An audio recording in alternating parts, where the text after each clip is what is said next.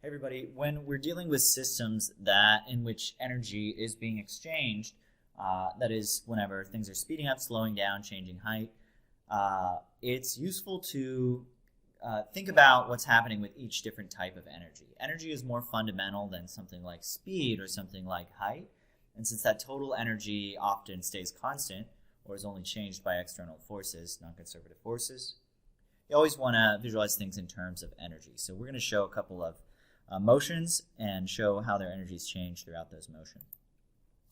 So here we have an object rolling down a hill, a frictionless hill. We can see initially it's at a maximum potential energy, and as it speeds up, the potential energy decreases linearly, or it decreases at least, and the kinetic energy increases. For every 1 unit potential decreases, kinetic increases by the same amount.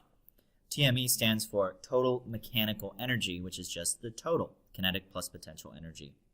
And since there's no non-conservative work being done, that stays constant. Let's take a look at another example. This is another frictionless system. It's a sledder sliding down a slope. As the sledder goes down the slope, kinetic energy increases, and as they go up the slope, kinetic energy decreases until they reach a maximum height, where they're at a maximum potential energy. Notice they started out moving, so they started out with kinetic energy. And they are going to slow down to a stop as they go up the hill.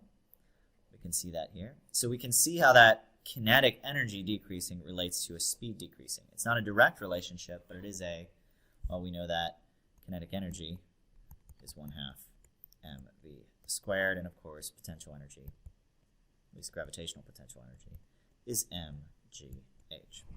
But our total stays constant. This is a conservative system. Gravity is the only force doing any work. No friction.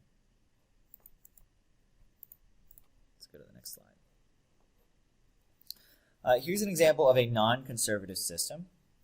We have a skier going down a frictionless slope, and then at the bottom of the slope there's some unpacked snow. So unpacked snow is going to be pretty rough, and it's going to cause you to slow down. It's going to take energy out of the system. There's going to be a lot of friction present here.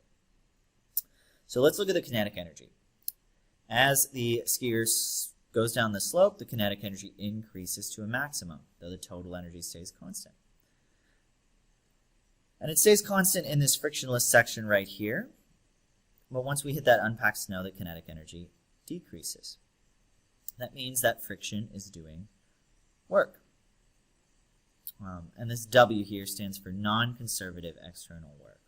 So it's pretty much the same system as before. It's just that during this unpacked snow section, we get friction doing work. And the reason why this work is negative is because friction is doing negative work. The force is to the left and the motion is to the right.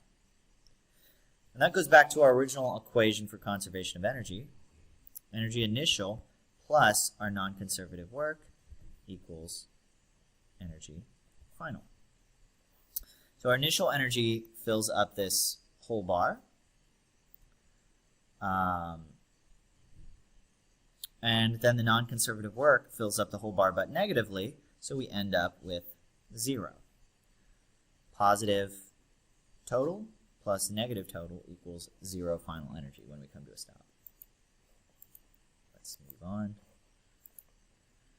This is a pretty common system that we see in physics. It is a simple pendulum. It's just a mass attached to a string of fixed length, and it oscillates back and forth. It goes up and down.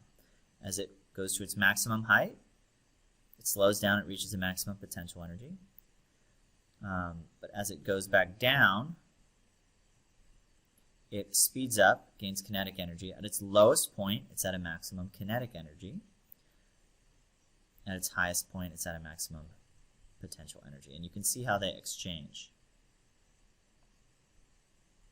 Notice that kinetic energy goes to 0, but if we actually look at it, potential energy never actually goes to 0. That's because it's always above our origin here, and we chose the origin to be 0. That's okay, because any kinetic energy we lose is still potential energy we gain. Here's another roller coaster. This is also frictionless, and we can see how that energy is exchanged as we go around the loops. whenever we're moving down, we are gaining kinetic. Whenever we're moving up, we're losing kinetic.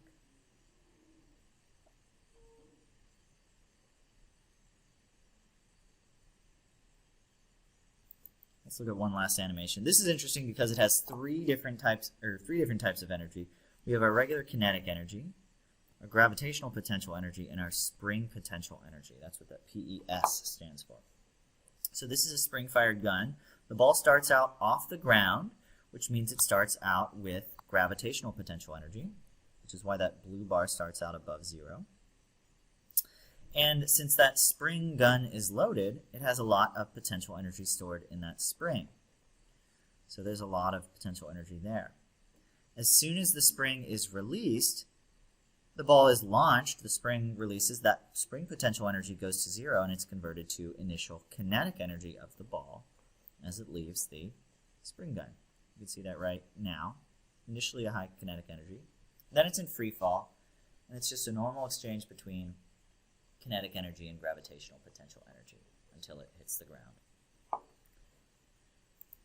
That's all. I just wanted to show you a few visualizations of the energies in conservative and non-conservative systems as objects move through them.